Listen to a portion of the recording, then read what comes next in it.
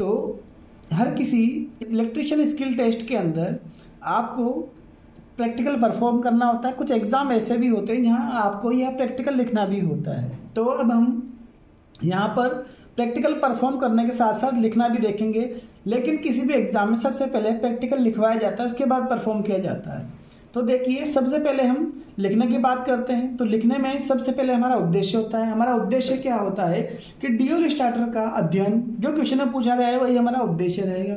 या हमें इस तरह भी पूछ लिया जाता है कि डीओएल यानी कि डायरेक्ट ऑनलाइन स्टार्टर को संगठित करके कनेक्शन करना। यह हमसे कई बार ये भी पूछ लिया जाता है कि डीओएल स्टार्टर के कनेक्शन करना व स्टार्टर को चलाना, यानी कि सिर्फ कनेक्शन करना व चलाना। तो अब हम लिखना शुरू करेंगे सबसे पहले, उसके बाद हर एक चीज़ को परफॉर्म भी करेंगे। तो लिखने में सबसे पहले हम ये देखेंगे कि हमारे टूल्स क्या है। तो हमारे टूल्स रहेंगे, एक हमारे पास कॉम्बिनेशन प्लायर होगा जो 200 mm का होगा, हमारे पास एक स्क्रू ड्राइवर होगा जो 200 mm का होगा, हमारे पास एक छोटा स्क्रू ड्राइवर होगा जो 100 mm या 150 mm का हो सकता है, क्योंकि स्टार्टर के अंदर बड़े पेच भी मिलेंगे आपको पावर कॉन्टैक्ट के लिए, छोटे पेच भी मिलेंगे आपको कंट्रोल कॉन्टैक्ट के लिए। उसके अलावा हमारा एज पर रिक्वायरमेंट वायर रहेगा। हमें टेस्टिंग के लिए सीरीज टेस्ट लैंप की ज़रूरत होगी। तो अब हमारे टूल हो गए हैं, उसके बाद हम देखें कि हमारे इक्विपमेंट यानी कि हमारे रिक्वायरमेंट क्या रहेगी। तो सबसे पहले चाहिए हमें एक डीओएल स्टार्टर। आपका डीओएल स्टार्टर 415 वोल्ट यानी कि 415 वोल्ट पे ऑपरेटेड है ये। इसके अलावा इसकी ओवरलोड रिले के अनुसार भी इनको देखा जाता है कि आपकी मोटर 2 HP की है तो वो कितने एम्पेयर तक करंट ले रही है। हम अज्यूम करते हैं कि वो 2.8 से 3 एम्पेयर तक करंट ले रही है, तो उसी के अकॉर्डिंग हमें डीओएल स्टार्टर की ओवरलोड रिले की करंट की सेटिंग को देखना है। ठीक है, अब सीधा सा प्रोसीजर पे चलते हैं। पहले लिखने का देखते हैं, उसके बाद फिर हम करेंगे इसका प्रैक्टिकल। तो हमने डीओएल स्टार्टर लिखा हुआ देखकर हमने डीओएल स्टार्टर को पहचाना। उसके बाद जब उसी लाइन लिखेंगे कि हमने स्क्रू ड्राइवर की सहायता से डीओएल स्टार्टर का कवर ओपन किया, कवर ओपन कर लिया। ये आपका ग्रीन वाला ऑन पुश बटन होगा, रेड वाला ऑफ पुश बटन होगा, और ये जो आप छोटा सा ये स्ट्रिप देख रहे हैं ये है आपका लॉक, यानी कि आप कई बार इस पर काम करना चाहते हैं पीछे तो आप इसे ऑफ को लॉक कर सकते हैं ताकि ये ऑन ही नहीं होगा। ठीक है, उसके बाद अब लिखने में अगला स्टेप रहेगा कवर खोलने के बाद में कि हमने सीरीज टेस्ट लैंप की सहायता से ऑन और ऑफ पुश बटन यानी कि एन और एनसी की पहचान करी। तो देखिए, मैं छोटा छोटा पहले बता देता हूँ कि ये सीरीज टेस्ट लैंप होगा। जो एनसी कॉन्टैक्ट होगा, एनसी कॉन्टैक्ट हमेशा सप्लाई कंटिन्यूटी दिखाएगा। ये आपका टेस्ट लैंप ऑन है, वर्किंग कर रहा है। अब जैसे ही आप एक बटन पे लगाएंगे, देखिए अब ये जल रहा है, इसका मतलब ये एनसी है, यानी कि ऑफ पुश बटन है। अगर है तो कंफर्मेशन कैसे करेंगे कि आप इसको दबाएंगे, दबाते ही सप्लाई कट रही है तो ये ऑफ बटन है। तो आपने ऑफ बटन का कंफर्मेशन ले लिया। ऑन की तरफ आएंगे यानी कि साइड आएंगे, इस साइड देखेंगे सप्लाई नहीं जल रही है यानी कि अभी ओपन है। अब जैसे ही आप इसको दबाएंगे आप कंफर्म हो जाएंगे कि ये एनओ है, यानी कि दबाने पे जल रहा है, ऑन पुश बटन है। ठीक है, इसके अलावा हमने इसकी एनवीसी देखी कि हाँ एनवीसी क्या है, ये आपकी 9 वोल्ट कोयल है। ये देखिए कोयल के A1 A2 है, तो ये आपने A1 देख लिया और ये आपने A2 देख लिया। ये आपके A1 और A2 देख लिया।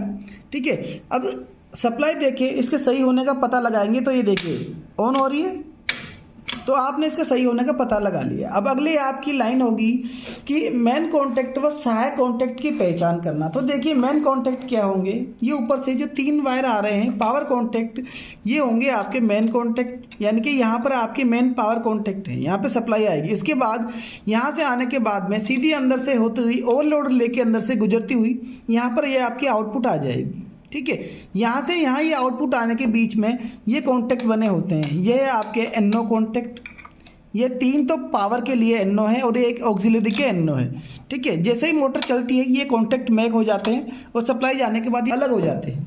तो आपने यहाँ तक की प्रोसेस कर ली। अब क्या होगा कि सब ये सारा काम होने के बाद हम डायग्राम पे आएंगे। डायग्राम पे आएंगे यानी कि मैंने डायग्राम बना के तैयार रखा है अभी। ये हमारा पावर डायग्राम है। पावर डायग्राम में हमने सप्लाई ली, यहाँ ICTP स्विच विद फ्यूज है, इन पे हमने दे दी। उसके बाद सप्लाई आएगी हमारे डीओएल स्टार्टर के अंदर।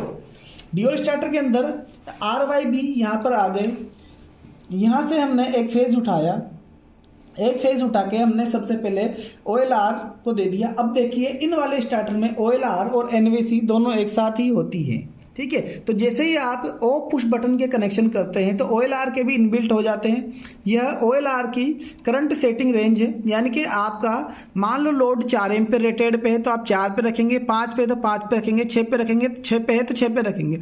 अब मोटर अगर 6 एम्पीयर से ज़्यादा ले रही है तो फिर यह उसे ट्रिप मार देगा, यानी कि इस कॉन्टैक्ट को ये ब्रेक कर देगा ऑटोमेटिक लोड ज़्यादा होने पे, इसलिए इसे ओवरलोड का कॉन्टैक्ट भी कहते हैं। और इसे रीसेट करने के लिए आप इसे 2-3 बार दबाते हैं, ऑटोमेटिक ये रीसेट हो जाती है, ठीक है। तो अब हम डायग्राम की बात कर रहे थे कि एक फेज उठाएंगे, एक फेज उठा के हम NC पे देंगे, यानी कि इस पॉइंट पे देंगे और यहाँ से निकालेंगे। तो जैसे यहाँ पे देंगे और यहाँ से निकालेंगे तो ये इसके कनेक्शन हो चुके हैं, दोनों सीरीज में हैं। तो यहाँ पे दिया और यहाँ से निकला, अब ये मान के चलेंगे इस वाले एरिया को हमने कवर कर लिया है। अब यहाँ से एक तार उठाएंगे, इस जगह से एक तार उठाएंगे और देंगे ऑन बटन पे। तो आप यहाँ पे एक तार जोड़ेंगे और इस ऑन बटन पे देंगे, ऑन बटन से निकालेंगे, यानी कि देखिए ऑन बटन से निकाल के आपका वायर जा रहा है कोयल के दूसरे पॉइंट पे, यानी कि A2 पे। आप A1 पे भी दे सकते हैं तो A2 से निकालेंगे, A2 पे दे रहे तो A1 से निकालेंगे। याद रखिए ये AC की कोयल है। अब A2 पे दे दिया, A2 से देने के बाद में आपने दूसरा फेज दिया कि दूसरा A1 जोड़ा किसी दूसरे फेज पे, ये जोड़ दिया। इसके बाद बात आई होल्डिंग कॉन्टैक्ट की, ठीक है। तो अब होल्डिंग कॉन्टैक्ट यहाँ से एक वाला अंदर लिंक होता है, ठीक है। तो हमने डायग्राम देख लिया, एक डायग्राम इसको मैंने इस तरह से बनाया है। आप ये वाला भी परफॉर्म कर सकते हैं कि इसमें जो ये फेज आ रहा था, इस वाले डायग्राम में आप देखिए कि ये वाला जो फेज मैंने उठा रखा है ये यहाँ मैंने मान लिया कि यहाँ है, ठीक है। अब यहाँ से हम ऑफ बटन में आए, OLR साथ के साथ कनेक्ट हो गई। उसके बाद हमने देखा कि हम फिर ऑन पुश बटन में आए, एक तार डाल के ऑन पुश बटन देखा, इसका ये ऑक्सिलरी इस तरह से दिखाते हैं। यहाँ पर मैंने इस तरह से भी दिखा रखा है, लेकिन डायग्राम में इसको इस तरह से दिखाते हैं, यानी कि यहाँ पर ये इस तरह से है, देखिए यहाँ पे। अब उसके बाद एक तार उठा के हमने सीधा कोयल के अंदर दिया और दूसरा हमने निकाल के दे दिया वाई पे। देखिए हमने वाई भी लिखा है और न्यूट्रल भी लिखा है। वाई किस केस में कि मान लो यह कोयल 440 वोल्ट की है, 420 से 440 की है, तो मैं इसको दूसरा पेज दे सकता हूँ। लेकिन अगर यह कोयल 240 वोल्ट की ही है तो फिर मैं इसको न्यूट्रल दूंगा, अदरवाइज ये जल जाएगी, ठीक है। तो हम अगला पॉइंट लिखेंगे अब कि NVC होल्डिंग कोयल की वोल्टेज रेटिंग के अनुसार परिपथ तैयार करना, ठीक है। यानी कि इसकी रेटिंग 280 से 420 में बता चुका हूँ, तो उसी के अनुसार में परिपथ तैयार करेंगे कि इसे एक को फेज देंगे और दूसरे को फेज देना है या न्यूट्रल देना है, ये परिपथ तैयार करने से।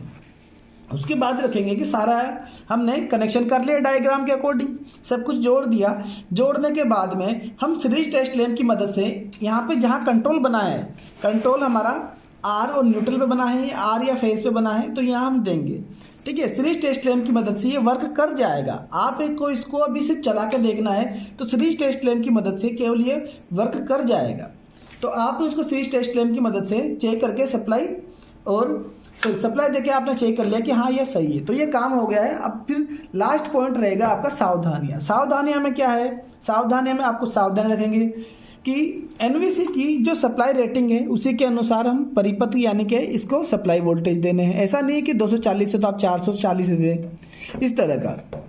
दूसरी कंडीशन क्या रखनी है कि कनेक्शन हमेशा टाइट और साफ सुथरे होने चाहिए, ठीक है।